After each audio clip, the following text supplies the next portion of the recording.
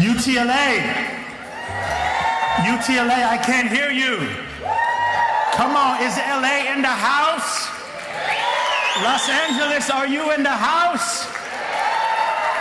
All right, somebody told me that in this room, I can hardly see you, but I heard somebody say that in this room, we have some bad, we got some badass folks in this room. Is that right? Somebody told me that we have some folks in this room ready to take on whatever comes in order to defend access to great public education for all our kids. Is that right? Somebody told me that we have in this room educators who are ready to put their hands and their feet to the task to make sure that all our kids, black kids, brown kids, white kids, poor kids, have exactly what they need to learn and to do well. Is that right?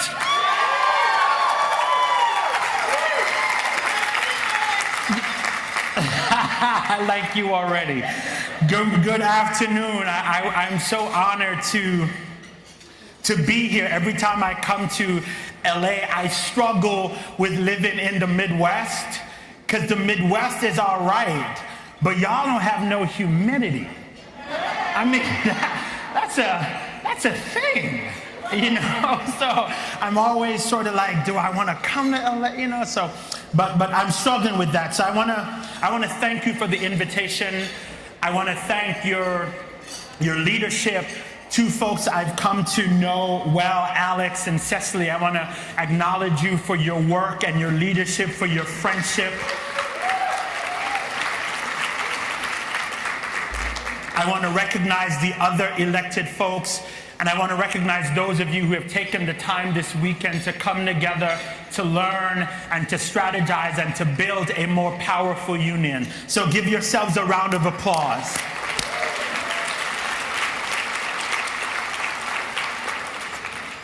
So I came to AROS, the Alliance to Reclaim Our Schools, about 2 years ago. In that time, we've been able to do a number of things. Some people call it successful. But what we have been able to do is we've built across this country somewhere close to 15 new coalitions of labor and community groups working together to ensure that our kids in our communities have quality schools that will set them up for a bright future. In that time, we have launched a number of national efforts. Most recently, we launched the Schools Not Walls campaign, which was our effort to push back against this president's racist and atrocious policies that was geared to race bait and to divide our communities. And we said no, and we joined forces with the immigrant rights movement, and we mobilized thousands of people, including folks in LA, to say not on our watch. Then in a couple weeks, we will announce our big campaign that is an effort to push back against the budget and the awful cuts being proposed again by this administration. In the years that I have been at AROS, we have managed to mobilize thousands of people across the country. We've connected the education fight to other issues so as to broaden our reach and expand the scope of our work. We've lifted up a number of local stories and nationalized them as a way to tell a cohesive narrative of not just what's happening in our schools, but the creative and bold ways that we are fighting back. And in that time, I have traveled all over this country, and I have witnessed the attack on public education, on our unions and our students in big and small cities. And I have watched and strategized with folks as they are determined to resist and to fight back. And the thing that has become really clear to me is that we are in the fight of our lives. Not only that, but we are in the fight for our lives. This is not, Cecily, a fight that we went searching for. In fact, when I talk to educators, a lot of them say, I just want to teach. Like, I just want to get up every day and go deliver the lesson. You know, I didn't come to be an organizer, but the fight showed up at our doorsteps. It is not a fight that we went looking for, Alex. They try to tell us that, you know, unions just want to pick fights, but we didn't come to this fight because we were looking for it. In some places, frankly, we weren't even prepared to fight. But yet, all across this country, we are witnessing a full frontal attack on our schools, our communities, our children, and our unions. We didn't pick the fight, but the fight is here. It is in Philadelphia, where they have proposed to close schools and they are fighting back. It is in New York City. It is in Milwaukee. It is in San Francisco. It is in Denver. It is in every urban and rural community in this country. We are witnessing an attack that is unprecedented. And the strategy, no matter where you go, looks something like this. It's starve our schools. Are you familiar with that, LA? Come on, you got to help me, LA. The strategy is starve schools. That means to under-resource them. Then say, oh, here are the bars you need to meet, and you go with what resources, right? It is a strategy of divestment, and then you raise the bar, and then you say, oh, you have not been able to rise to the occasion. So it is under-resourcing, it is declaring our schools as failed and failing, it is the attempt to then close our schools, and then to privatize or charterize them. And then to announce that charters and private interests are the best way forward. And then it is to say, you know who is to blame? Greedy teachers. That is the strategy. And while LA has some differences, for sure you must know that your story is part of a tapestry. It is part of a strategy, right, of how we defund, declare as insufficient, attempt to close and charterize, and then blame it and put it at the foot of teachers and teachers union. One of the first things I read when I became the director of AROS was the broad plan for this school district.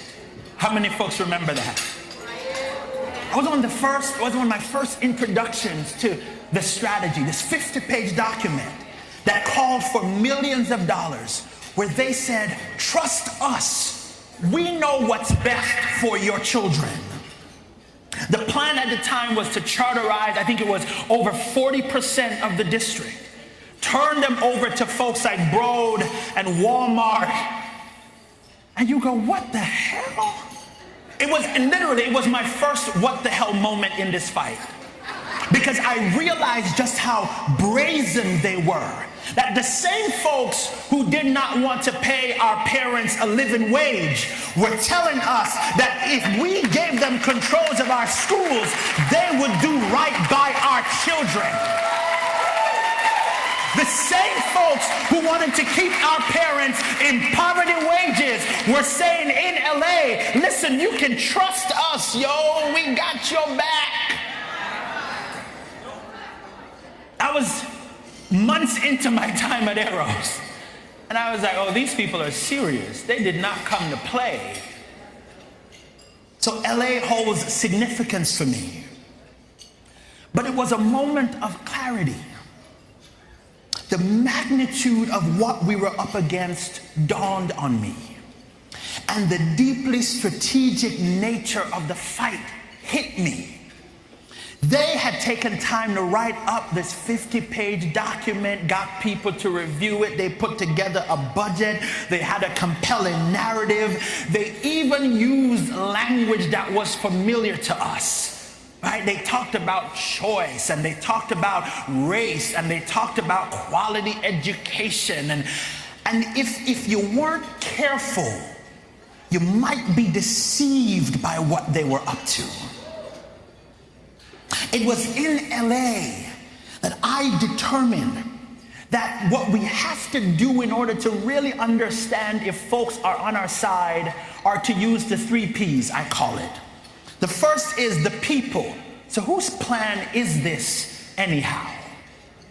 Because that plan did not come from our folk. It did not come from our parents. It did not come from our students. It did not come from our educators. So that invalidated the plan for me. And then the second P is around the process. How exactly did you come up with this plan for our community when our community was not engaged in this plan? And the third P that you got to look for in this fight is around the profit motivation. That whenever people say, well, you know, here are the folks we're going to put on the board. Here are the folks who will be the decision maker. You've got to say to yourself and to the folks you're organizing, who stands to gain and what amount of money do they plan to gain? Because when profit is on the table, do you know who suffers? All of us. You and me, black people, brown people, poor people, we suffer. And so LA was a deep introduction into what we were up against. And in 2 years, I've been at AROS. I have watched the proliferation of a similar agenda. It's different people, they call it different things, they use different terms, but the strategy and the goals are the same. From Nashville to Denver to Milwaukee to Las Cruces, New Mexico, this agenda is to privatize, to charterize, to invalidate the strengths of unions and their allies, and it's being pushed all around the country. And in many places, friends, we are on the offensive. We are the ones fighting back. And our agenda is not yet the dominant agenda. More people believe in our agenda, but somehow our agenda is not yet the thing that's winning. And so that's why LA and what you are doing is so significant to the national fight. See, in the time I have been doing this work, there are lessons I have learned. And I want to share a few of them with you. The first one is that one of the critical things about winning a fight, because we're in the fight of our lives. We're in the fight for our lives. And one of the critical things is that we have to understand the nature of the opposition. Say the nature of the opposition. So here's the thing, too many of us, Alex, go into fights and we think that we're up against one thing, when in reality the opposite is true. So we need to be clear that the interests of those on the other side are not the same as our interests. Sure, they use some of the same terms. Sure, they talk about equality. Sure, they talk about access, and sure, they talk about choice and parental engagement. But we know that they are not in this to make sure that all our kids get the quality public education that they deserve. Their agenda is the antithesis of that. Everything they are pushing, all of the evidence suggests that if they win, they will dismantle public education, they will dismantle our unions, and they will shove our kids into schools with a lot of folks who are unprepared to deliver the quality education they deserve. The nature of the opposition is that they are not committed to making sure that our public schools have the resources they need to thrive. They do not want to see educators have voice and democracy on the job. They do not want black and brown kids to get a fair shot. Despite what they say, all the evidence points the other direction. And who are they? They are rich, many of them white folks. They dodge paying taxes. They are business people. They are private interests. And so many of them have no actual kids in these schools that they claim to care so much about.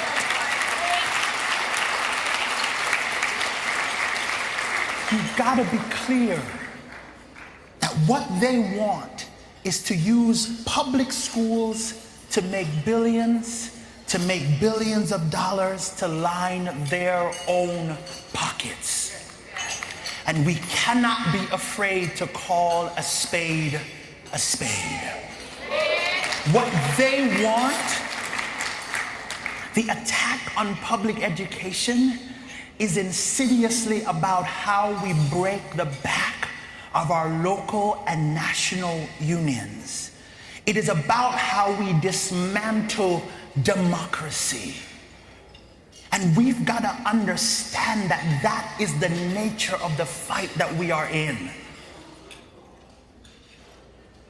What they want is to weaken us so they can move their agenda. And we got to be clear on that. We've all got to be on the same page about what's happening.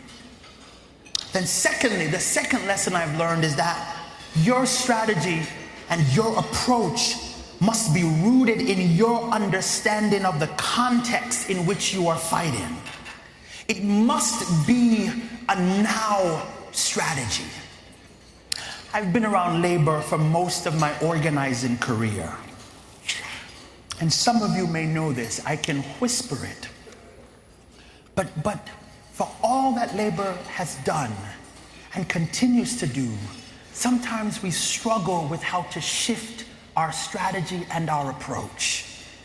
And this moment, we cannot use an outdated model to fight these new giants. And there are times that I wonder that our strategy is a bit out of touch with what's going on in real time. The labor movement is in a fight for its existence.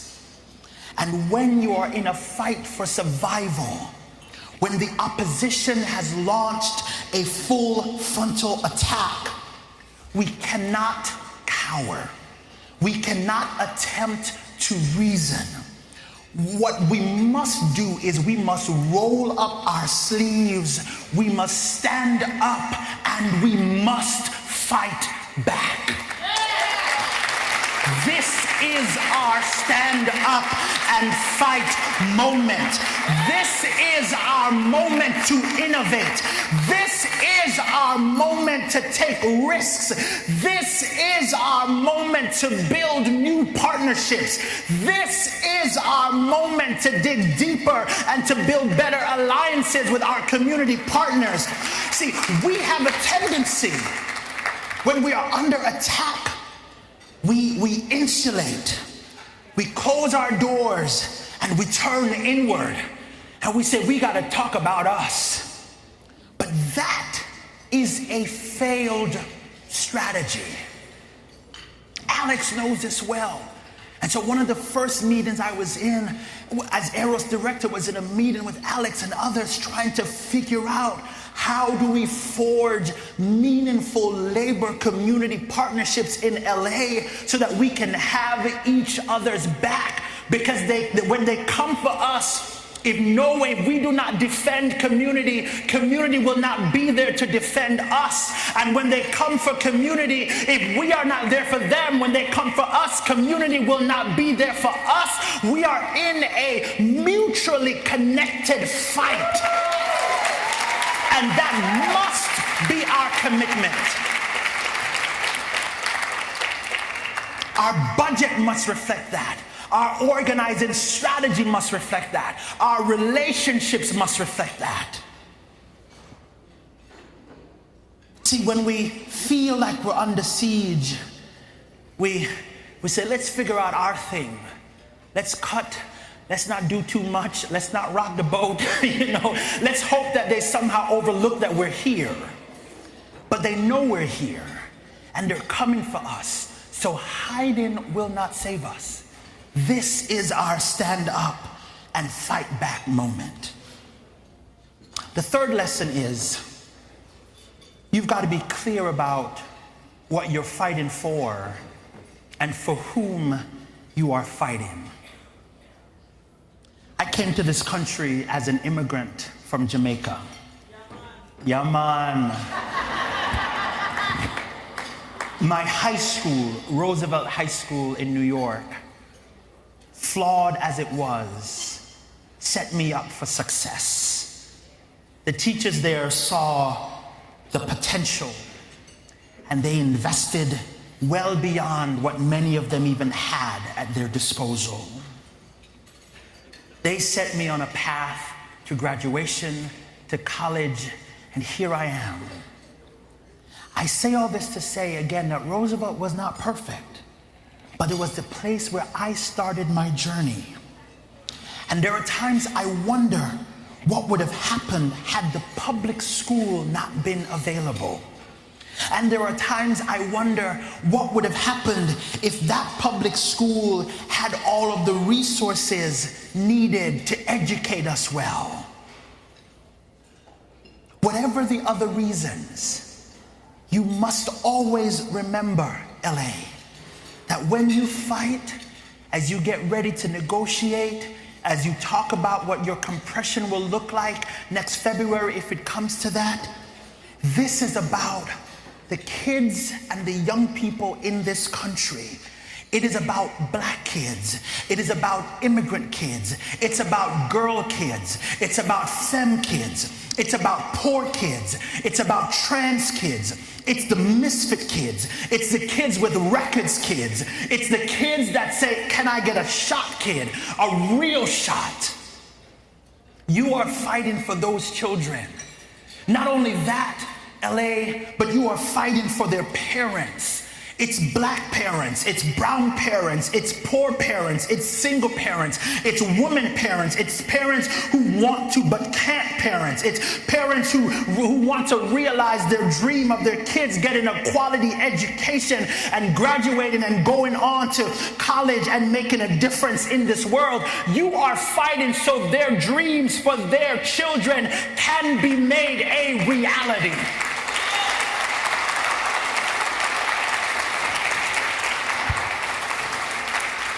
But then I want you to look around the room, look at your table, because you're fighting. The third lesson is you got to know who you're fighting for. Look around the table, y'all. You're fighting for yourselves and you're fighting for your colleagues. You are fighting. Every teacher I have met, every educator I've met talks about their dream of why they became an educator. They talk about why they came to this work to liberate minds. You want to see kids grow and thrive, right? You want to see kids accomplish the things they dream about accomplishing. You want to be a bridge to unlocking their creativity and their full potential. And so you are fighting for the ability to walk into the classroom and unlock that potential. And anything that stands in your way is a threat to you and that vision. And that is what we're fighting for. We're fighting for our children, we're fighting for their parents, and we're fighting for ourselves.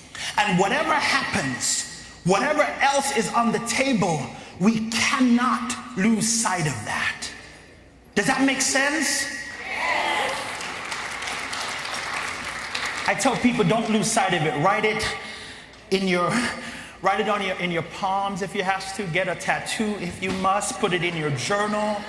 But when, listen, and you're getting ready for a fight. Is that right? Yes. No, I don't. Are y'all getting ready for a fight? And when you're getting ready to fight, you got to understand, what are we fighting for? All of us. We are fighting for a stronger democracy. Right? That is what, when teachers when educators and education professionals get ready to fight, it encompasses everything that we hold dear. Because schools are the center of our communities. And so when we are fighting to make sure that we have quality public education, quality public schools, we are fighting for the heart of our democracy. We are fighting for a strong economy. We are fighting for kids getting a fighting shot. And that is worth everything.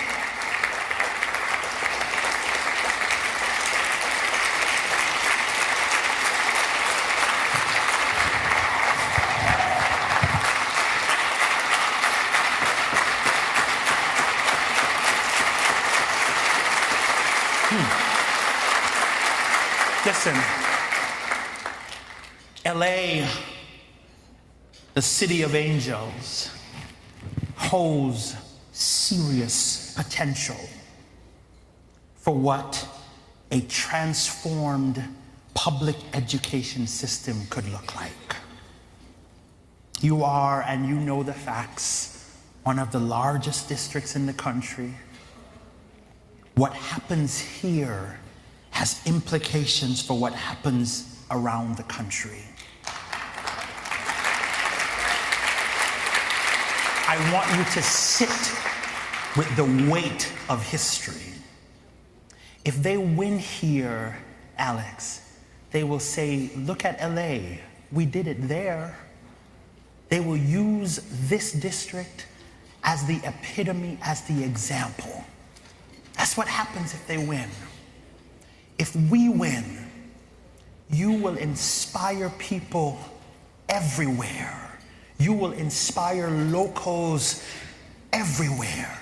If you claim with gravitas and courage this fight back moment, you will be the impetus we have been looking for a fight to the end and to victory. You are significant in this story. You are critical to whether or not we win and the story we get to tell our children. This city can point the way to how we push back and fight against an aggressive charter industry.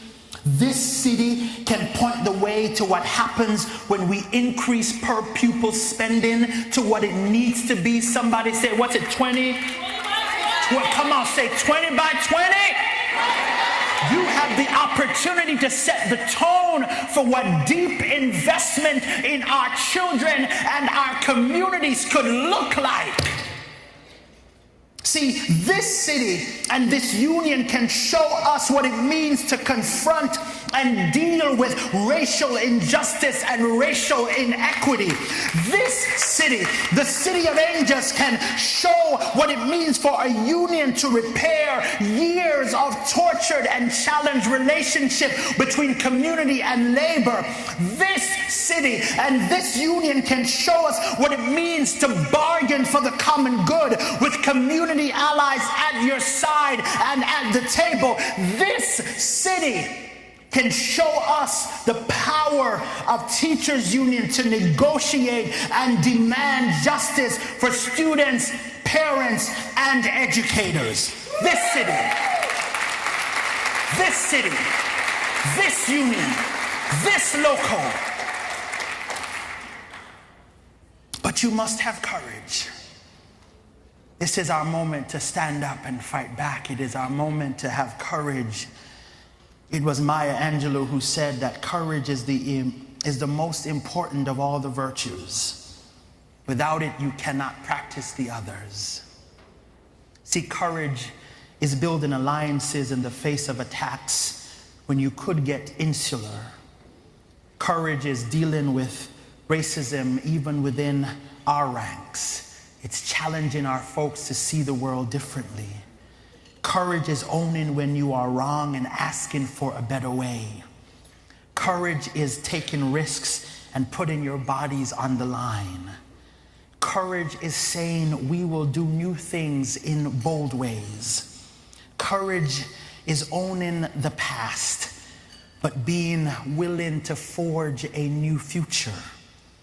Courage is digging deep, all of you in this room, and saying, what am I willing to do? How am I willing to lead in this moment? What new approaches am I willing to take?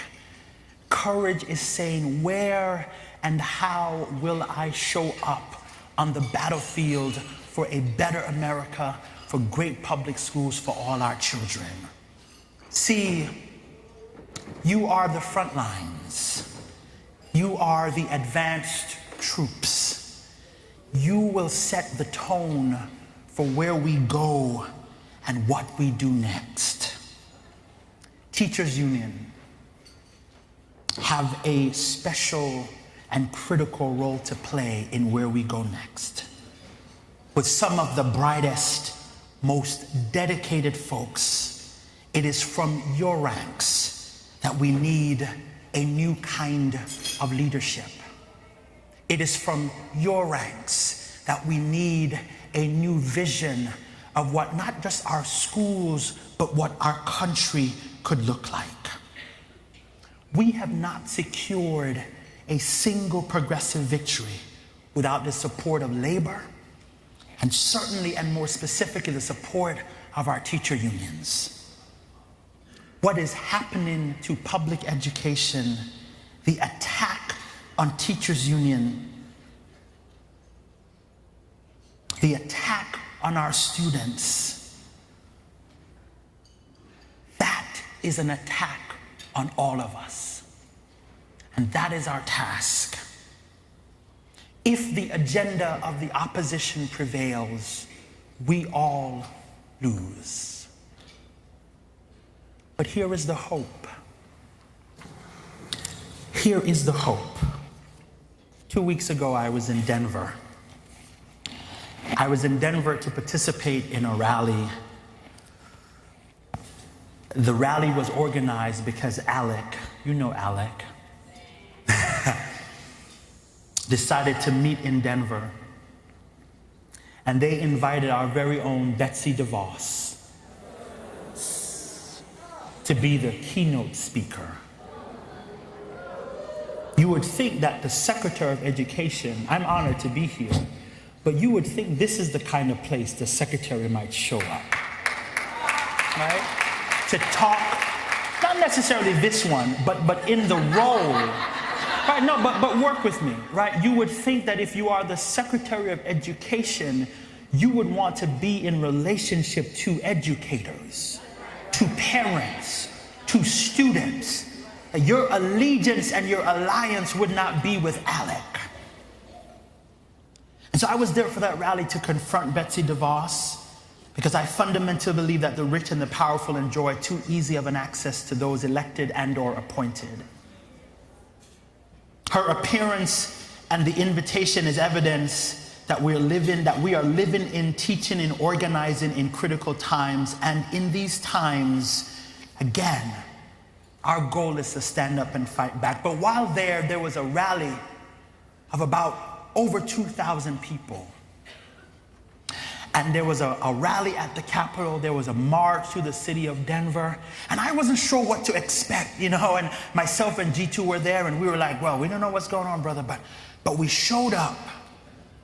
And 2,000 people showed up on the steps of the Capitol in Denver. And 2,000 plus people marched down to the hotel and attempted to confront Alex. And I was blown away by what I saw. And I said, so who put all this together? And our folks on the ground said, this young kid, Tay Anderson. Tay Anderson is an 18-year-old kid in Denver, Colorado, who is running for school board.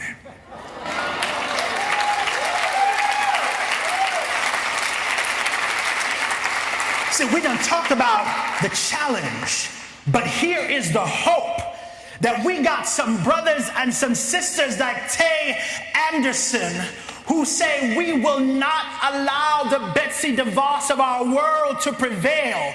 We will not allow the Donald Trumps of our world to prevail.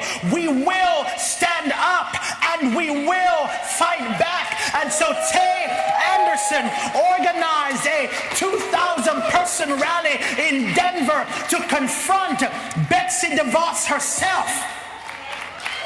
And I left Denver charged up, fired up, ready to go, because I looked at Tay Anderson, and behind him I saw every educator who had shaped him. I saw every coach who had worked with him. I saw every counselor who had given him advice. I saw every teacher who had taken the time to make sure that he understood American government. And I said, this is what we're talking about. That is the power of our resistance. And so you have the charge to find the Tay Andersons of the world and to raise them up and to prepare them for this fight. And you got to join them on the front lines. And so we in some shit. But I'm ready, Alex, because this room, these educators, this fight you're getting ready to go into, I'm ready. See, whew.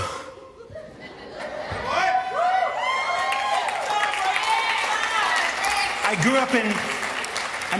grew up in church, and one of my favorite passages says that we ought not to be weary in well-doing, because in due season we will reap if we faint not. I suspect, Alex, that if you keep organizing, if we keep fighting, by the time we get to February, we'll be good and ready. And we'll be on our way to winning. We'll be on our way to mobilizing. We would have caught fire. And I am so freaking happy to be in this fight with you. When they attack, we stand up and we fight back. Let's go. Thank you.